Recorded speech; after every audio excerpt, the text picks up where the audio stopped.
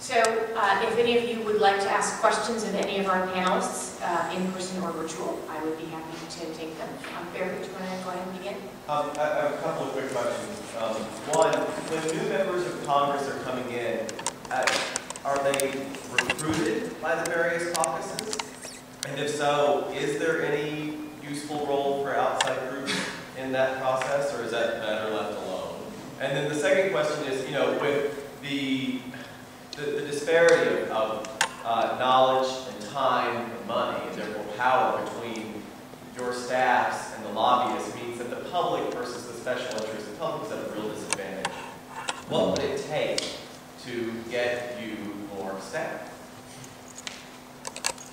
We have a limit. They won't let us have more than, I think it's 22 and a half. Who's they? It's a house rule. So our office is almost fully staffed. So while we can't take on more staff, we can work in partnership with people outside. I guess I'm asking, what would it take to change that rule? A fundamental change in the confidence in the federal government. I mean, it's right now there's a movement to increase the size of congressional staff. You know, probably has some substantial public opinion barriers to it, but to say the least. But just think of what happened in our office. Think about tripling the number of mail pieces coming into an office in a 3-year, a 2-year period, really. Think about the transformation of communication and the amount of time taken up just in responding to email, which is a phenomenon new to the last 2 decades.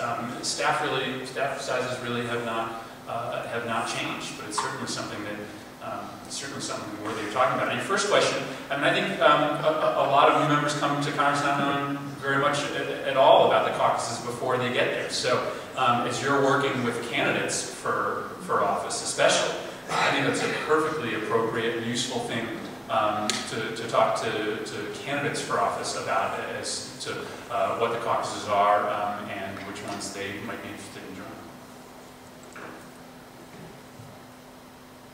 So many hands. Go ahead. Mine is really sort of simple.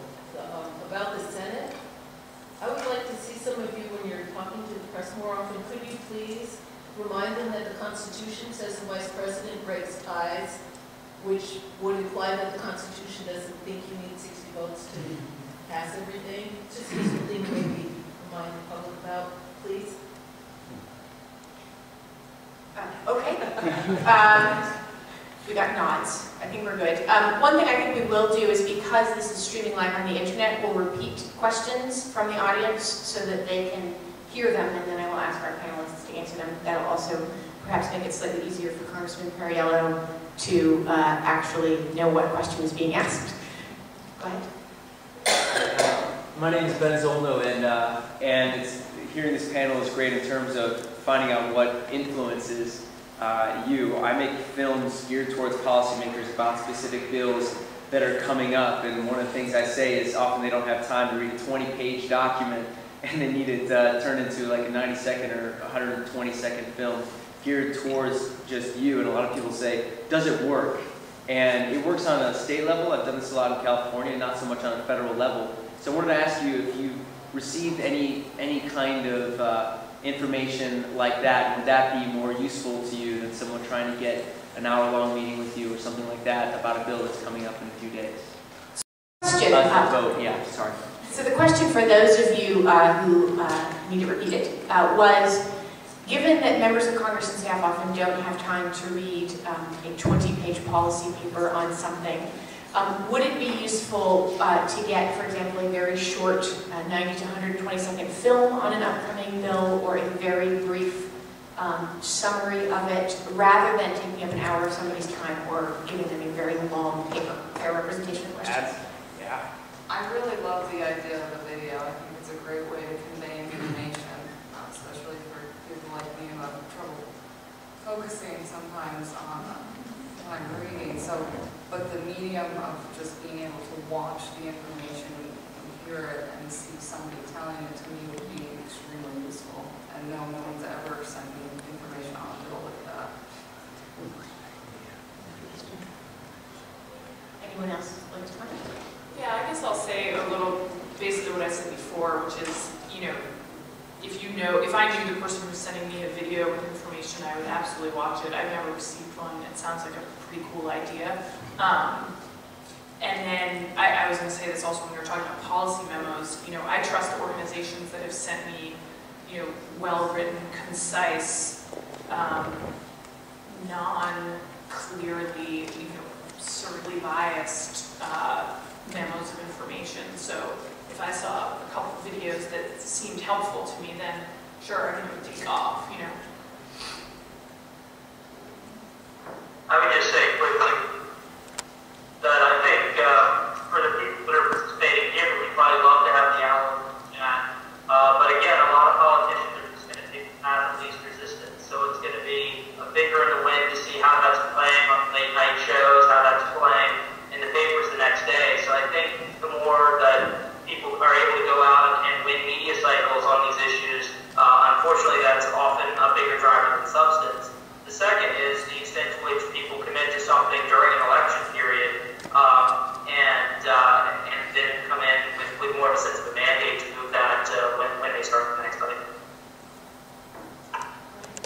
Yeah, well, first of all, that idea is really good, doing that short bill overview kind of thing, and I might have to do that. But that's not my question. I wanted to know, you all seem, you know, interested in seeing the Senate change its rules to be more amenable to getting anything done. Now, I was really interested, Congressman Perriello, in your mention of this action last week where Representative Edwards and some other folks brought a big banner to the Senate floor. And I'm thinking, you know, is that kind of action effective? I mean, what actual influence can House members have on what happens in the Senate? So the question, and it's particularly aimed at you, Congressman Perriello, is what kind of actions, I mean, is taking a banner to the Senate floor effective in impacting what the Senate does? Or even other kinds of lobbying. Or other kinds of lobbying. What's your theory of change with respect to the Senate? Thank you for the question. I think obviously there's sort of structural theories of change that many are fighting for, and I think it's the right kind of fight, whether it's Senate reform or publicly financed elections. There are certain long-term battles that are worth fighting because of the sheer scale of the stakes, even though we know we're not going to get them within the next congressional session. And I think those are important in the short term. You know, I think what we see is the need to be able to apply pressure. I actually think the enviro groups that teamed up with some of the national security groups are running much edgier ads than they used to, which I think is very effective. I think trying to culture jam up on these things through ads and events. Many come through districts like mine with veterans talking about the importance in those areas. Frankly, it is a crescendo to do that sort of thing. And I don't think it's harmful at all to have the donors involved on an issue like the environment, where you often do have some donors saying, look, this is a deal breaker, just so you know, on whether we're going to continue to be excited about you in the future and provide that as well. For me, this is just an issue where it's very clear that the Republican Party and those opposing energy independence are putting themselves on the side of Ahmadinejad, Chavez, and all sorts of guys that they claim to not like very much. I think it's the premier jobs issue of our time. But I also think it's important, that we do the grassroots organizing. When we look back at great leaps forward in progressive change, we often look at impact litigation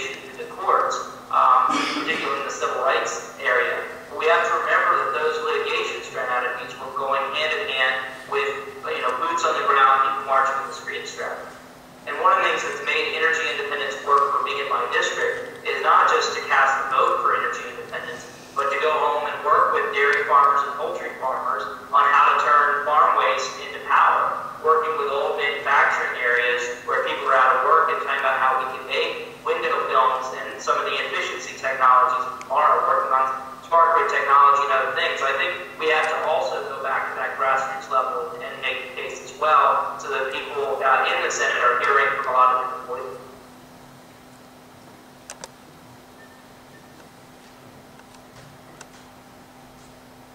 One of the other points that I think is a pressure point for progressive, to some extent in terms of the Senate, its behavior, the fact that things are stuck there.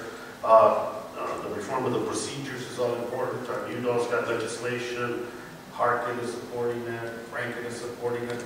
That's a movement in the right direction.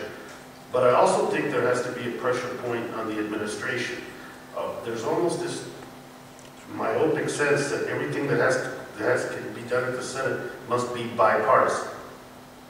And the lesson on healthcare, the lesson on the budget, on and on and on, there's a lockstep opposition. And if we spend 6 months trying to convince Lincoln that this is a good thing to do, she ends up dictating the content of a piece of legislation at the end. So I think there's a pressure point as well in the administration. If you got a good piece, let us rally behind it and let's push it. And I think sometimes we've lost momentum because the Senate will drag out an issue for 6, 7 months, and then the product we end up is nothing like the one we started to, because we gave a senator or 2 senators the ability to fundamentally change that piece of legislation.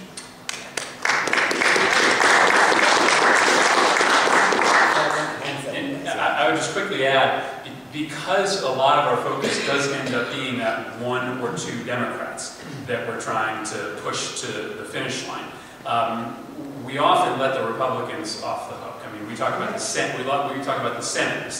We really do need to be talking about the Republicans in the Senate. This is an unprecedented level of unanimity that they've bound together to press and stop every piece of legislation coming before that body.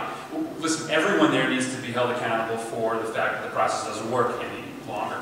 But often when we cast blame on the Senate as a whole, we sometimes, let the Republicans off the hook by not making it clear that though in every case there may be 1 or 2 Democrats that are opposing a piece of legislation, in almost every case it's the full Republican caucus that's standing in the